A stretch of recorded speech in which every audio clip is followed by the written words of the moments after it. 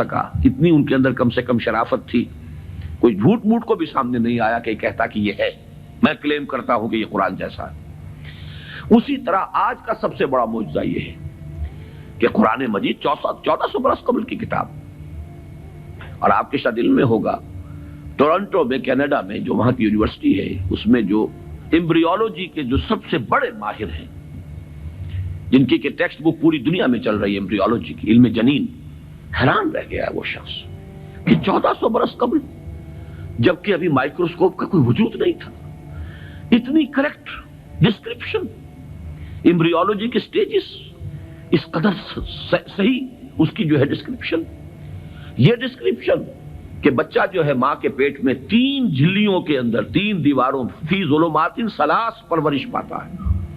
ابھی تو کوئی ڈسیکشن نہیں ہوئی تھی ہیومن باڈی کے، یہ جو فزیولوجی ہے اور اناٹومی بھی اس کا علم انسان کو نہیں تھا، یہ حقائق کیسے آئے؟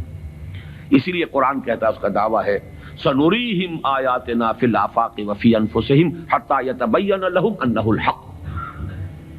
قریب انہیں دکھائیں گے اپنی نشانیاں اور آیات، آفاق میں بھی، ان کے اپنے اندر، اپنے نفس میں بھی، یہاں تک کہ یہ بات بالکل ثابت ہو جائے گی کہ قرآن حق ہے۔